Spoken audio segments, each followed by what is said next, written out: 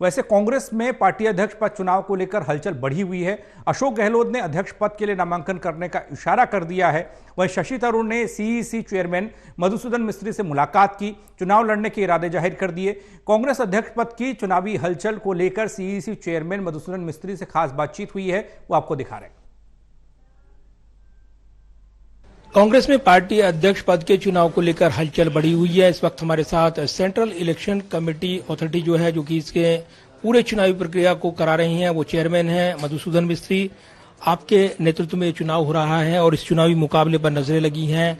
क्या तैयारियां अभी तक हुई हैं और अगर देखें तो कितने डेलीगेट्स हैं पूरे देश में, चुनावी प्रक्रिया को कैसे अंजाम देंगे आप? 9,000 से ज्यादा डेलीगेट हैं।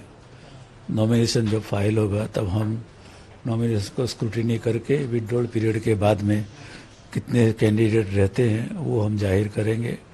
हमारे पीआरओ हर एक स्टेट के अंदर जाएंगे और जिस तरह जनरल इलेक्शन होता है उसी तरह जनरल इलेक्शन होगा। बॉक्स होंगे, वहाँ पर सबके आइडेंटिटी कार्ड होंगे, आइडेंटिटी कार्ड वाले जाके वोटिंग डालेंगे।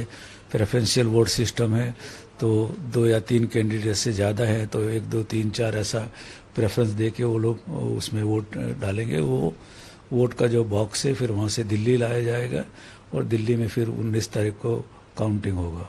और ये पूरी प्रक्रिया आपने समझाई है और इस बीच जो उम्मीदवार हैं वो आपसे जानने के लिए आ रहे हैं कि प्रक्रिया को समझने आ रहे हैं। शशि थरूर एक प्रमुख चेहरा है, आज मुलाकात हुई है, क्या बात हुई है? चुनाव लड़ेंगे जरूर शशि थरूर? वो वोटर लिस्ट देखने आए थे, वोटर लिस्ट बताया, इलेक्शन एजेंट के बारे में भी उन्होंने पूछा, फॉर्म किस तरह भरना है वो भी उनको बताया गया उसके अंदर, और जितनी ड्यूटी ग्रिटी इलेक्शन के अंदर वो सब उन्होंने पूछी, जो हमने बताई, संतुष्ट होकर गए हैं। तो उनके प्रमुख तौर पर सवाल क्या थे? उनके सवालों से लगा है कि वो नामांकन भरने जा रहे हैं? ऐसा मैं नहीं कह सकता। जो जनरल इंक्वायरी होती है वो इंक्वायरी उन्होंने की, जो हमने सेटिस्फाई किया उनको। अच्छा, एक बड़ा सवाल है क्योंकि राहुल गांधी नामांकन भरेंगे या नहीं, इस वक्त भारत जोड़ो यात्रा पर निकले हुए हैं। मेरे 2 सवाल हैं। पहला, अगर राहुल गांधी इस में नामांकन भरना चाहते हैं तो दिल्ली आना पड़ेगा क्या? और अगर वो नहीं आते हैं तो कैसे वोट डालेंगे? क्या उनको अधिकार मिलेगा वहीं से वोट डालने का? क्या होगा प्रोसेस? कोई भी प्रत्याशी जो फॉर्म भरता है उसको फॉर्म जमा कराने दिल्ली आना पड़ेगा। That is one. भारत जोड़ो यात्रा में जो लोग हैं और अपने रिस्पेक्टिव स्टेट में वोटिंग नहीं कर सकते यात्रा में होने के वजह से, तो हम उनको पोस्टल बैलेट की व्यवस्था करेंगे, अगर हम जो वो आगे से जानकारी देंगे तो।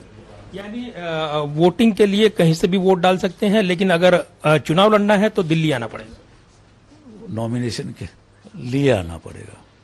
और एक बड़ा सवाल कि अशोक गहलोत एक प्रमुख दावेदार माने जा रहे हैं और उन्होंने इशारों में कह भी दिया है कि वो चुनाव लड़ने जा रहे हैं, ऐसा संकेत दे दिया है। वो मुख्यमंत्री भी हैं। क्या आपके संविधान में ये है प्रावधान है कि एक व्यक्ति 2 पदों पर रह सकता है? नहीं है। मतलब रह सकता है, दोनों पदों पर रह सकता है। वो उनके ऊपर निर्भर है कौन से पद पे रहना, कौन से पद पे रहना, नहीं रहना। लेकिन जहाँ तक चुनाव का सवाल है तो वो सिर्फ डेलीगेट होने चाहिए, दूसरे पदों से हमसे कोई रिश्वत नहीं है। यानी अध्यक्ष जो है मुख्यमंत्री भी हो सकता है, इसमें आपके संविधान में कुछ नहीं है? बता रहा हूँ ना, गड़ी है तो उसके अंदर वो हमारा कंसर्न नहीं है कौन से पद पे, दूसरे पद पे रहते नहीं रहते, इट डजंट कंसर्न मी और us as a election authority.